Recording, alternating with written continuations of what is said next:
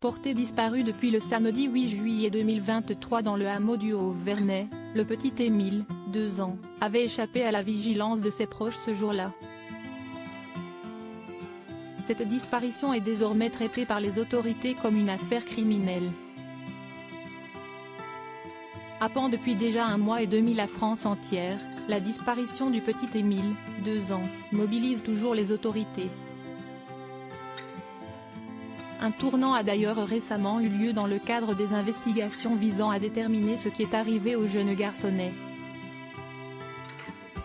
En effet, les enquêteurs traitent désormais cette disparition comme une affaire criminelle, selon les informations dévoilées par Le Parisien mardi 22 août 2023.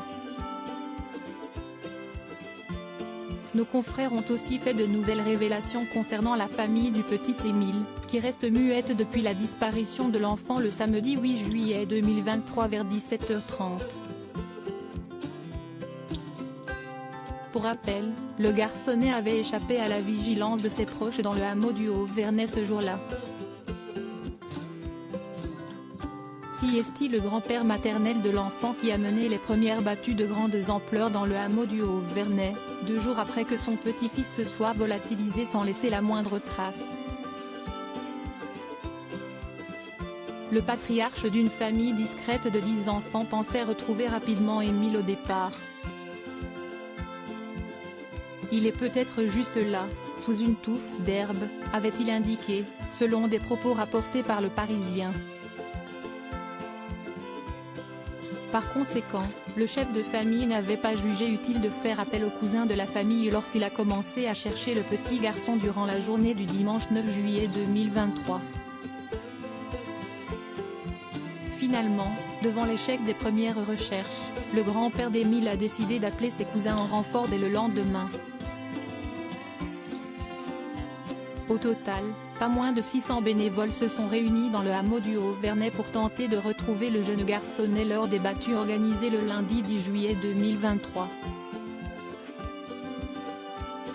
Disparition d'Émile, sa famille s'est constituée partie civile dans cette affaire. Les enquêteurs de la brigade de recherche de Digne-les-Bains, située dans le département des Alpes de Haute-Provence, ont même été déployés sur place dès 20h pour participer aux recherches.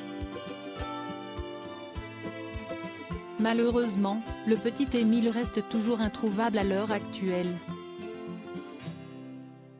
Si ses proches avaient bon espoir de le retrouver en vie au début, il semblerait que cette possibilité se soit désormais totalement envolée. Pour mémoire, la famille du jeune garçon disparu a décidé de se constituer partie civile dans cette affaire il y a quelques jours. Ainsi, elle pourra avoir accès au dossier ouvert depuis la disparition d'Émile, par l'intermédiaire de son avocat.